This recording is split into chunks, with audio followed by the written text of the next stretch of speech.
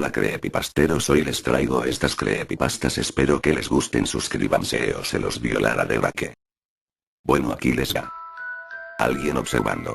A la chica protagonista de esta historia ya la conocéis, es aquella a la que hemos llamado Lorena. Lorena solía pasar muchas horas sentadas frente a un libro o una máquina de escribir o unos folios porque le gustaba leer y escribir. Se metía en su habitación y pasaba allí el tiempo tratando de hacer algo productivo por simple placer. En ocasiones notaba como si alguien le observase desde atrás.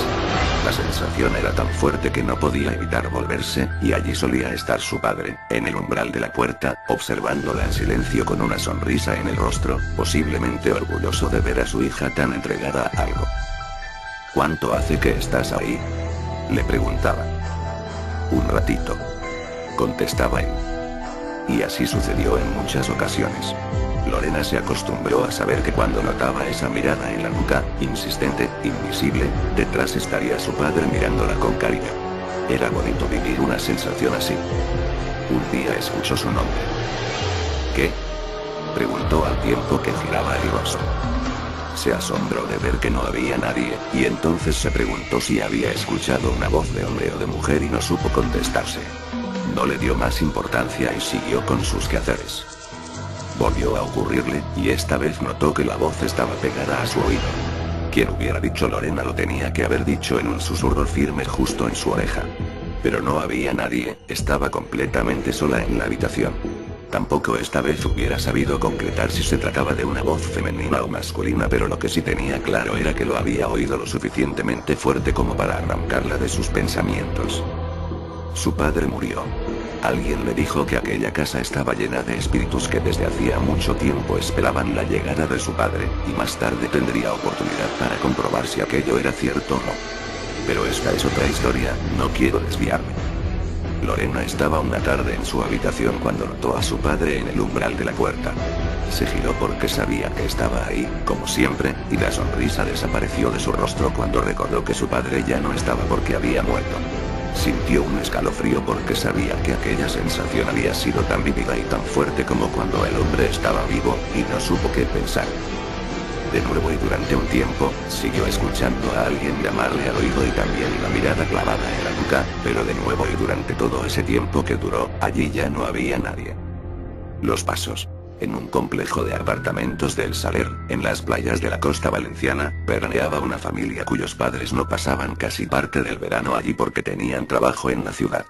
Generalmente la casa estaba a cargo de la hermana más mayor, pero en aquella ocasión la madre sí estaba. Pero cansada, tanto que se marchó a dormir y lo hizo en el salón de la casa.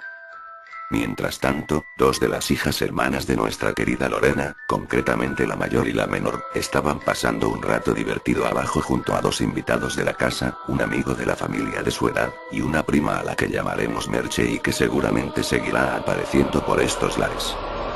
Se divirtieron haciendo experimentos de levitación que no resultaron y viajes astrales que sí que dieron algún que otro fruto. Ya entrada la noche la hermana pequeña se marchaba hacia casa mientras el resto quedaba abajo, ya más tranquilos, mirando las estrellas. Entonces pasó algo, escucharon el susurro de unas pisadas, y muchos ojos atónitos descubrieron que las pisadas eran reales pero invisibles. Estaban pisando el césped y se mostraban las huellas. Chillaron y corrieron hacia la entrada del edificio y entonces pasó algo más, las luces del edificio entero se apagaron y sobre él aparecieron otras luces, enormes, naranjas, casi fosforescentes, que venían en dirección al complejo desde la playa. No soportaron el miedo y corrieron escaleras arriba hacia el hogar, donde justamente la hermana pequeña acababa de entrar. Se escondieron en la habitación agitados tratando de no despertar a la madre y hablaron de lo que habían visto. Al día siguiente la madre les preguntó qué había pasado. Ella había presenciado algo pero no quería contarlo, antes quería escuchar las versiones de los hijos y amigos. Cuando terminaron de contar su experiencia, la madre les confesó que aquella noche entreabrió los ojos y vio, a través de la persiana no del todo cerrada y de sus agujeritos, unas enormes luces que se movían con mucha agilidad. Este sería uno de tantos sucesos extraños que presenciarían los componentes de esa familia. En esta ocasión, Lorena tan solo recuerda algún que otro grito. Su ventana estaba totalmente cerrada y ella no había visto nada. Segunda creep, el gato. No conozco a la persona que le ocurrió esto, ni siquiera de cerca, pero quien me lo contó fue una amiga de la víctima. Un amigo suyo fue a la casa familiar de otro amigo, y le invitaron a pasar allí la noche. Accedió gustoso y comprobó que le habían dejado para él solo una habitación alejada, pequeña y algo fría, pero donde tendría intimidad. La cama era algo dura y podía notar que el colchón estaba viejo y no era precisamente uno de esos modelos flex que tienen abajo un somier, pero no importaba, tan solo iba a pasar una noche. Tampoco importaba aquel olor a viejo y ya cerrado. Se recordó una vez más que tan solo serían unas horas. Y la noche le reparó una desagradable sorpresa. Estaba ya dormido cuando le despertó una sensación de peso y ahogo.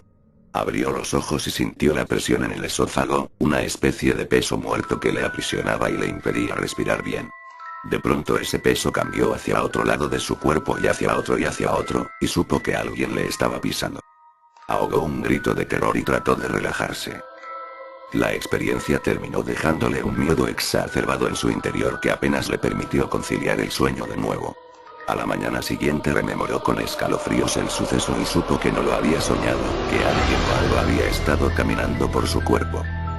Preguntó a su amigo a quién perteneció la habitación y este le contestó que a su abuela, pero que no se preocupara porque ya no estaba viva. Indagando más descubrió que su abuela había tenido un gato que la adoraba. Y el fantasma de aquel gato, seguramente avisando al intruso que había usurpado la cama de la abuela, le había hecho una visita y declarado la guerra. No hubo más guerra, por supuesto, porque el chico jamás volvió a dormir allí. Tercera cree. Las risas de la bruja. En el complejo de verano de la playa del Saler en el que habló en el relato de los pasos, ocurrió algo más. La familia de Lorena se hizo amiga de otra familia numerosa, concretamente de los hermanos Belén y Miki. Belén era de la edad de la hermana mayor, y Miki salía aquel verano con Lorena. Aquel verano era el verano en que la prima Merche y el amigo de la familia estaban pasando un mes, y en esta ocasión no había padres que vigilaran los actos de sus hijos. Allí estaban Lorena y su hermana mayor, llamémosla Nieves, la prima Merche y el amigo de la familia, llamémosle Jorge, y los hermanos Belén y Miki, nombres también inventados. Decidieron jugar a la ouija y como no tenían tablero, Lorena se ofreció a hacer las letras recortando trozos de las tapas de sus libretas y escribiendo las letras con un rotulador gordo. Se pusieron alrededor de la mesa redonda rociando esta con unas gotas de aceite para que el vaso se deslizara sin que apenas los dedos llegaran a tocarlo. Todo estaba previsto para poner las cosas fáciles al espíritu que viniera. Comenzaron riéndose y bromeando. Entonces Nieves se puso seria y dijo que ya estaba bien. Concentrémonos de verdad. Todos le hicieron caso. Ya nadie se rió con aquello de espíritu. Si estás ahí, danos una muestra. A los pocos minutos Miki comenzó a golpear rítmicamente el vaso con su dedo. Estaba totalmente absorto con su mirada fija, aunque parecía perdida, sobre el vaso, y golpeteaba una y otra vez. Levantaba el dedo, lo dejaba caer sobre el vaso, y así repetidas veces. Lorena tenía a Miki al lado y le pasó la mano por los ojos. Miki respondió bajando los párpados para no abrirlos durante un buen rato. Pero lo que ocurrió fue más que espeluznante. En el mismo momento en que cerró los ojos, su dedo tocó por última vez el vaso, y acto seguido se desmayó sobre la mesa. Como pudieron, trasladaron su pesado cuerpo al sofá y lo dejaron allí preguntándose qué le ocurría. Entonces se dieron cuenta de dos detalles: por un lado, de sus ojos cerrados se deslizaban lágrimas, y por otro, de su boca entreabierta se empezaba a escuchar una risa. Una malvada risa femenina que parecía propia de una bruja. Se asustaron sobremanera y Nieves le pidió ayuda a Merche. Tú tienes poderes, Merche, haz que despierte, haz algo por favor. Merche respiró hondo y salió al balcón para concentrarse en soledad. Era verdad, tenía ciertos poderes, no en vano decían que su propia madre era una bruja. Mientras tanto Belén miraba nerviosa a su hermano, Jorge y Nieves se miraban y se preguntaban qué era esa risa que salía de su boca, y Lorena, desde los pies de Miki, miraba hacia el balcón rezando para que Merche pudiera sacarlo del trance. Merche entró y se dirigió hacia Miki, que seguía tendido en el sofá. Le cogió la mano, y con voz grave le dijo: Miki, despiértate. Fue una orden. Y en un minuto los ojos de Miki estuvieron luchando por abrirse. Cuando al final lo hizo se sentía mareado y extraño. Antes de contarle lo sucedido, Lorena le preguntó qué había sentido. Tenía frío y calor, todo se puso negro, y no recuerdo nada más. Mientras trataban de tranquilizar a Mickey, Lorena se dedicó a desmantelar la mesa. Todas las letras se iban a ir a la basura, pero algo llamó su atención. Una letra había salido perjudicada con el aceite, estaba manchada. Lorena la levantó, era la letra L. Con estupor comprobó que el aceite había formado lo que desde nuestra infancia consideramos un fantasma, ese que hasta te puedes comer en helado que aparecen en los dibujos infantiles. El fantasma tenía una especie de boca hacia abajo. Al darle la vuelta a la letra comprobó algo más por detrás, la boca sonreía. Mickey había llorado y había reído. Aunque no lo recordara. Las letras mostraban ambos estados de ánimo. Curiosamente Lorena no se percató de la relación entre estos dos detalles hasta que alguien, una amiga, lo relacionó y se lo dijo. Lorena cayó en la cuenta y desde entonces la historia le da más terror. Pero hay una cosa más en esta historia, dicen que al terminar una sesión hay que romper el vaso para que el espíritu se marche de la habitación donde se ha hecho la ouija. Ellos tiraron el vaso desde un tercer piso. Y no se rompió.